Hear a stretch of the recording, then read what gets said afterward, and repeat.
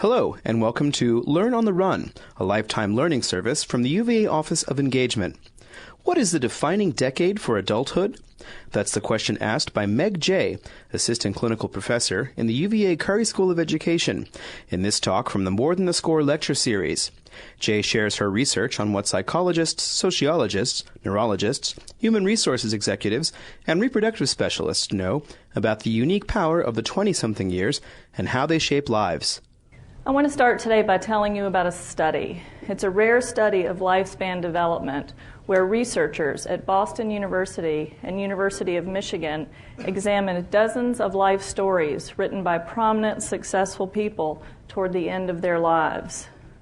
They were interested in what are called autobiographically consequential experiences, or the circumstances and people that had the strongest influence on how life unfolded thereafter.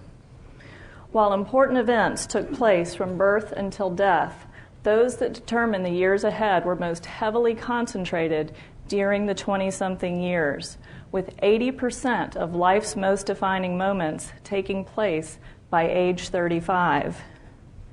It would make sense that as we leave home or college, we experience a burst of self-creation, and what we do determines who we will become. It might even seem like adulthood is one long stretch of autobiographically consequential experiences, that the older we get, the more we direct our own lives. This is not true. In our 30s, consequential experiences start to slow. School will be over or nearly so. We will have invested time in careers or made the choice not to. We or our friends may be in relationships and starting families. We may own homes or have other responsibilities that make it difficult to change direction. As 30-somethings and beyond, we largely continue with or correct for the moves we made during our 20-something years. Researchers in this same study found that most of the substantial and lasting events, those that led to career success, family fortune, personal bliss, or lack thereof, developed across days or weeks or months with little immediate dramatic effect. The importance of these experiences was not necessarily clear at the time, but in retrospect, the subjects recognized that these events had sharply defined their futures. To a great extent, our lives are decided by far-reaching 20-something moments we may not realize are happening at all. As a clinical psychologist who specializes in adult development and in 20-somethings in particular, I've seen countless 20-somethings spend too many years living without perspective. What is worse are the tears shed by 30-somethings and 40-somethings because they're now paying a steep price professionally, romantically, economically, reproductively for their lack of vision in the 20s. The 20-something years are real time and ought to be lived that way. A 30 is the new 20 culture has told us that the 20s don't matter. Freud once said, love and work, work and love, that's all there is. And these things take shape later than they used to. By the new millennium, only about half of 20-somethings were married by age 30, and even fewer had children, making the 20s a time of newfound freedom. For hundreds of years, 20-somethings have moved directly from being sons and daughters to being husbands and wives. But within just a few decades, a new developmental period opened up. Waking up every day somewhere between their childhood homes and their own mortgages, 20-somethings aren't sure what to make of the time. Almost by definition, the 20s have become a betwixt and between time. Some say the 20-something years are an extended adolescence, and others call them an emerging adulthood. This so-called changing timetable for adulthood has demoted 20-somethings to not quite adults just when they need to engage the most. College and the 20s have become a sort of Las Vegas in the life cycle, a time when our choices aren't real and what we do doesn't count. 20-somethings have been caught in a swirl of hype and misunderstanding, much of which has trivialized what is actually the most defining decade of our adult lives. Popular culture has an almost obsessive focus on the 20s, such that these freebie years appear to be all that exist. Childhood celebrities and everyday kids spend their youth acting 20, while mature adults and the real housewives dress and are sculpted to look 29. The young look older and the old look younger, collapsing the adult lifespan into one long 20-something ride. This is a contradictory and dangerous message. We're led to believe that the 20-something years don't matter, yet with the glamorization of and near obsession with the 20s, there is little to remind us that anything else ever will. This causes too many young men and women to squander the most transformative years of their adult lives, only to pay the price in decades to come. 21st century 20-somethings have grown up alongside the dot-com craze, the supersized years, the housing bubble, the Wall Street boom. Adults of all ages failed to do the math, and they fell into what psychologists call unrealistic optimism, the idea that nothing bad will ever happen to you. Now 20-somethings have been set up to be another bubble ready to burst. Inside my office, I have seen the bust. The Great Recession and its continuing aftermath have left many 20-somethings feeling naive and even devastated. 20-somethings are more educated than ever before, but a smaller percentage find work after college. About a quarter of 20-somethings are out of work, and another quarter work only part-time. 20-somethings who do have paying jobs earn less than their 1970s counterparts when adjusted for inflation. About 1 in 8 go back home to live with mom or dad, at least in part because salaries are down and college debt is up, with the number of students owing more than $40,000 having increased tenfold in the last 10 years. Every day I work with 20-somethings who feel horribly deceived by the idea that their 20s were going to be the best years of their lives. People imagine that to do therapy with 20-somethings is to listen to the adventures and misadventures of carefree people, and there is some of that.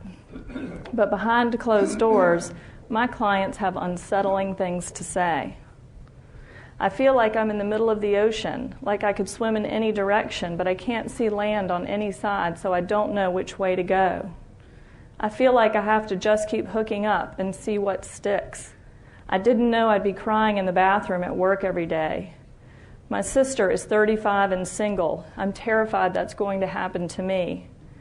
I'd better not still be doing this at 30. Last night I prayed for just one thing to be certain. There are 50 million 20-somethings in the United States, most of whom are living with a staggering, unprecedented amount of uncertainty. Many have no idea what they'll be doing, where they'll be living, or who they will be with in 2 or 10 years. They don't know when they'll be happy or when they'll be able to pay their bills. They wonder if they should be photographers or lawyers or bankers. And they don't know whether they're a few dates or many years away from a meaningful relationship. But even more compelling than my sessions with struggling 20-somethings are my sessions with the earliest twixters, the now 30-somethings and 40-somethings who wish they'd done some things differently.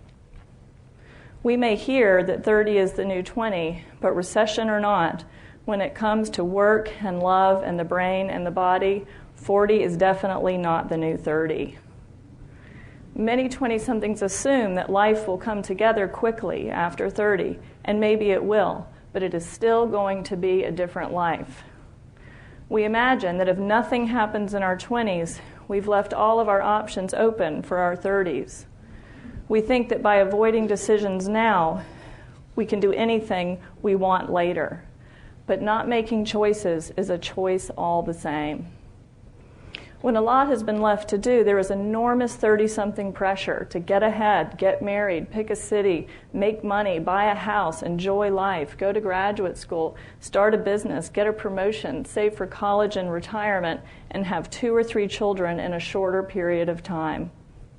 Many of these things are incompatible, and as the research is just starting to show, simply harder to do all at the same time in our 30s.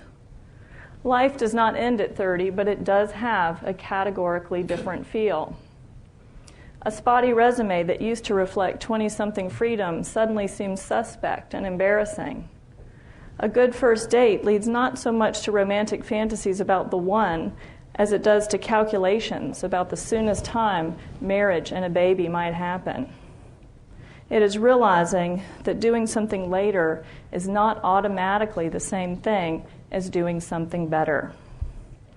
Too many smart, well-meaning 30-somethings and 40-somethings grieve a little as they face a lifetime of catching up. They look at themselves and at me sitting across the room, and they say about their 20s, "What was I thinking? What was I doing?" When we think about child development, we all know that the first 5 years are a critical period for language, attachment, and the brain, a time when our experiences have an inordinate impact on who we will become. What we hear less about, though, is that there's such a thing as adult development, and that the 20s are that critical period for adulthood. Consider this. 2/3 of lifetime wage growth happens in the first 10 years of a career. More than half of Americans are married or are dating or living with their future partner by age 30. The brain caps off its last growth spurt in our 20s. Personality changes more in our 20s than at any time before or after, and female fertility peaks at age 28. During our 20-something years, even a small shift can radically change where we end up in our 30s and beyond. It's an up in the air and turbulent time, but if you can figure out how to navigate even a little bit, you can get further faster than at any other time in life. It is a pivotal time, a time when the things you do and the things you don't do will have an enormous effect across years and even generations to come. Here are 5 simple ways that you or the 20-something in your life can change his or her course, starting this year or even today.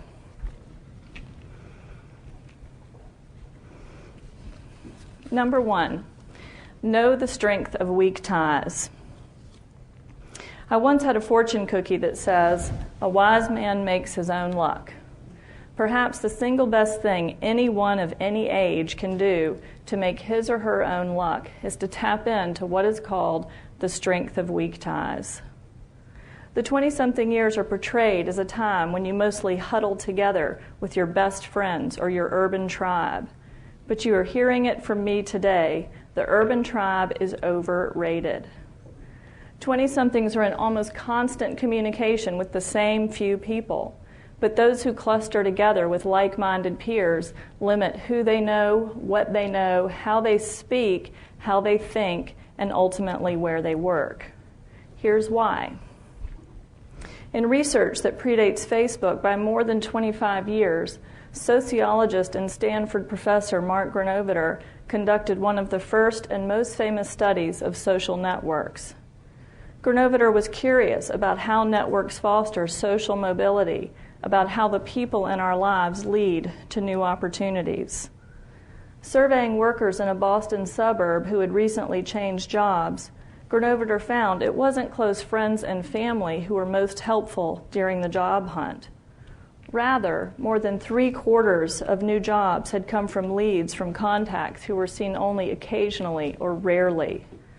This finding led Granovetter to write a groundbreaking paper titled "The Strength of Weak Ties," about the unique value of people we do not know well. Weak ties are the people we've met or are loosely connected to somehow. Maybe they're the professors we rarely talk to, or our old roommate's cousin that we recognize but are afraid to greet. Or they are our former employers, or those acquaintances we keep meaning to go out with but never do. Weak ties give us access to something fresh, because they're not just figures in an already ingrown crowd, they know things and people that we don't know. New information, new opportunities, even new people to date almost always come from outside the inner circle. Weak ties are like bridges you cannot see all the way across, so there's no telling where they may lead. Research shows that our social networks narrow as we age, as careers and families become busier and more defined. So this is the time to be connecting, not just with the same old people having the same old conversations about how work is lame or there are no good men out there, but with those who might see things a little differently. In an era when it is so easy to stay in your room or apartment and get class notes online and communicate with mentors only over email, Woody Allen has never been more right on with his comment that 80% of life is showing up. Number 2, beware of the Starbucks phase. Psychologist Erik Erikson was ahead of his time when in 1950 he coined the term identity crisis. At a time when adult roles were as ready-made as TV dinners, he felt that a true and authentic identity should not be rushed. He advocated for a period of delay when youth could safely explore without real obligation. For some, this period was college. For others, such as Erikson, it was a personal walkabout. Either way, he stressed the importance of coming into one's own. But as the concept of the identity crisis caught on in the United States, Erikson himself warned against spending too much time in disengaged confusion. He was concerned that too many young people were in danger of becoming irrelevant. Again, he was ahead of his time. Now we know that the longer it takes young adults to get their footing in work, the more likely they are to become, as one journalist put it, different and damaged. Research on 20-somethings shows that those who were underemployed for as little as 9 months tend to be more depressed and less motivated than their peers. And 20-something unemployment is associated with drinking and depression in middle age, even after becoming regularly employed. I have watched 20-somethings drag out their identity crises as they drag themselves through years of underemployment, all the while becoming too tired and too alienated to look for something better. Their dreams seem increasingly distant as people treat them like the name tags that they wear. Recognize that not all underemployment is the same. I always advise 20-somethings to take the job with the most identity capital. Identity capital is our collection of personal assets. These are the things that we do that add value to who we are. Some identity capital goes on a resume, such as degrees or internships, jobs or clubs or test scores. Some identity capital is more personal, such as where we're from or how we present ourselves online or even how we write an email. Most important, identity capital is what we bring to the adult marketplace. It's what we use to metaphorically purchase jobs and other things that we want. 20-somethings who take the time to explore, but who also earn capital along the way, construct stronger identities. They have higher self-esteem and are more persevering and realistic. This path to identity is associated with a host of positive outcomes, including a clearer sense of self and greater life satisfaction.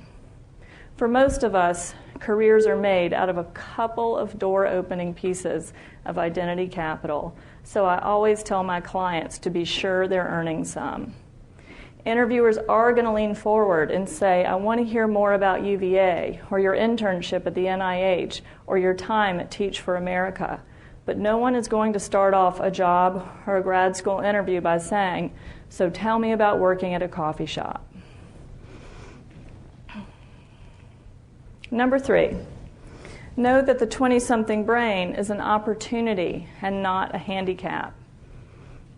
Last month in the Wall Street Journal, there was an article titled, Delayed Development, Blame the 20-something Brain. The article rested on the fact that the frontal lobe, the part of the brain where we do things like plan for the future and tackle questions that don't have black and white answers, such as, what should I do with my life, does not reach full maturity until sometime during our 20s. The science is correct, but unfortunately, this fact about the late maturing frontal lobe has been misinterpreted in the popular press as a directive for 20-somethings to wait around for their brains to grow up. Then somehow they'll know all the answers, then life will be certain. But rather than learning to tolerate uncertainty, 20-somethings are left waiting for a certainty that is never going to come. Dumbing down college in the 20s is no way to go. The young adult brain is still developing, but that doesn't mean 20-somethings can't start their lives or get through a tough day without calling their mom or their dad.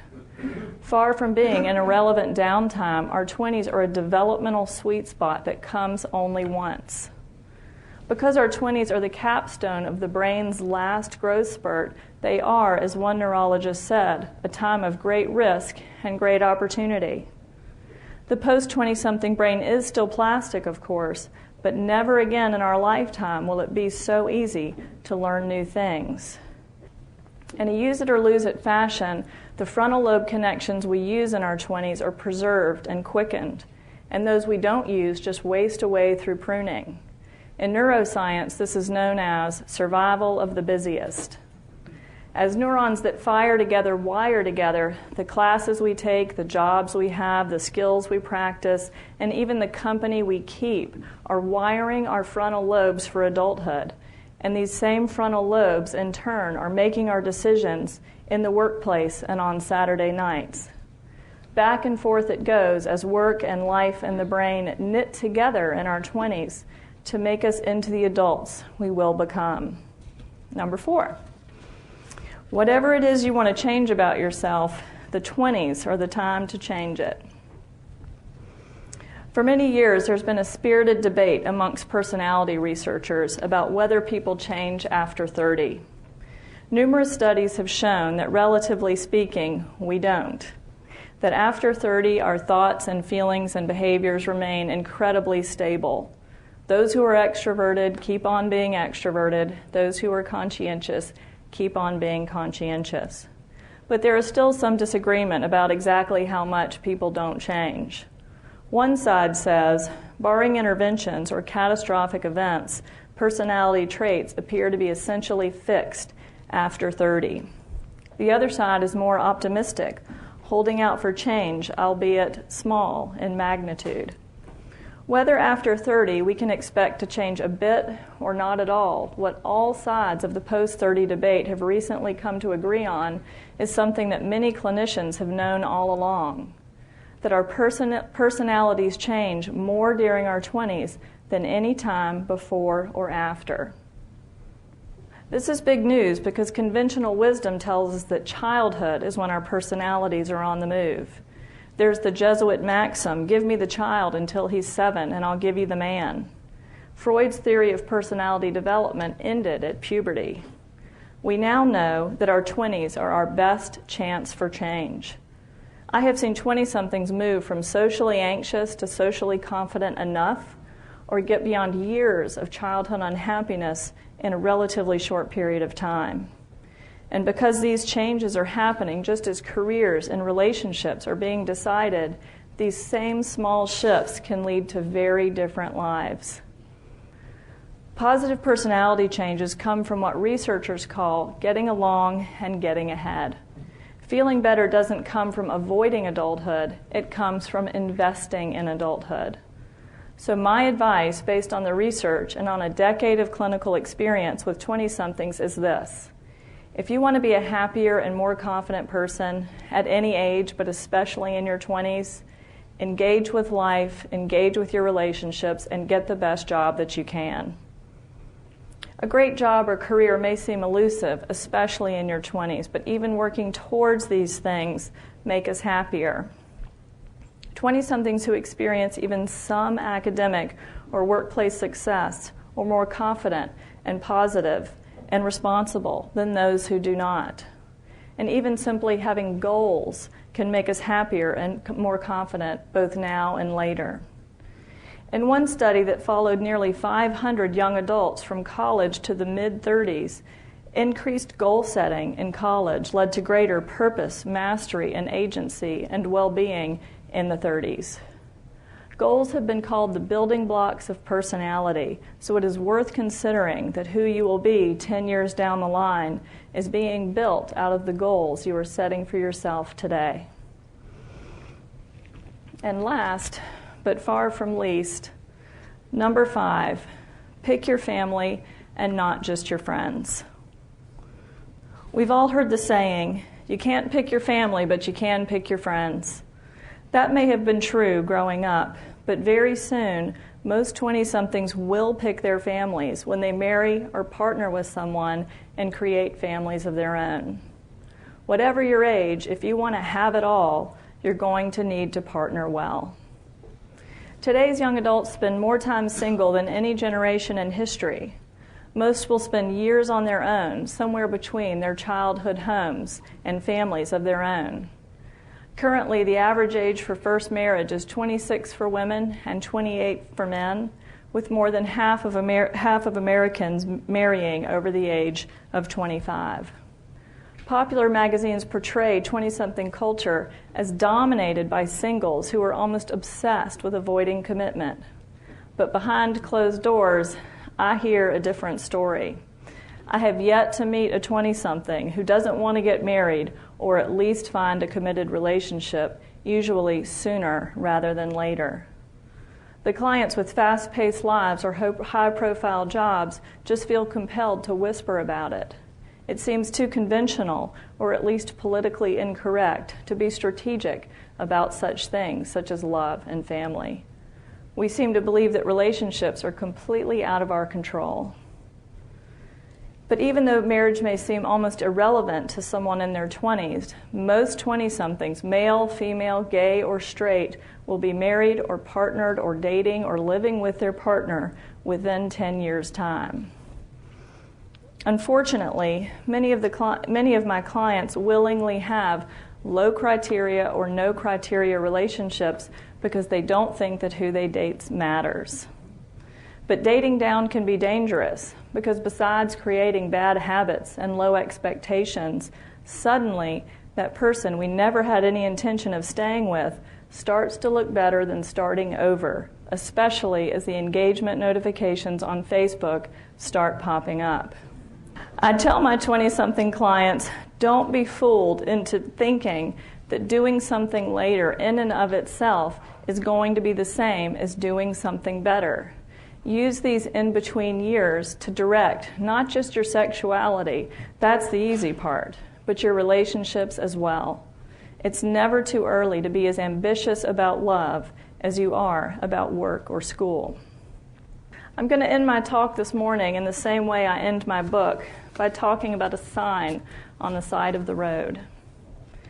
There is a sign just outside of Rocky Mountain National Park that reads in big bold letters, "Mountains don't care." It is a sign about preparedness, and it goes on to educate mountain goers about lightning and avalanches and proper equipment. I was about 25 years old when I first saw this sign. It was scary, but I remember liking it immediately. It meant something to me that the sign was just telling it the way that it is. It was reminding me that when I went into the wilderness, I had to know what I was getting into, and I had to be ready. If I got caught on a peak in a late afternoon lightning storm, it wasn't going to matter whether I meant to get off the mountain sooner, or even whether I was a really nice person. Adulthood is sort of like that. There are things that just are what they are. So the smartest thing to do is to know as much about them as you can. In one way or another, almost every 20-something client I have wonders, will things work out for me? The uncertainty behind that question is what makes 20-something life so difficult, but it's also what makes 20-something action so possible and so necessary. It's unsettling to not know the future, and in a way, even more daunting to consider that what we are doing with our 20-something years may be determining it. It's almost a relief to imagine that these years aren't real and that our 20-something jobs and relationships don't count. But a career spent studying adult development tells me this is far from true. And years of listening closely to clients and students tells me that deep down, 20-somethings want to be taken seriously, and they want their lives to be taken seriously. They want to know that what they do matters, and it does. The future isn't written in the stars. There are no guarantees. So claim your adulthood, be intentional, get to work, pick your own family, make your own certainty. Don't be defined by what you didn't know or didn't do. You're deciding your life right now. Thank you.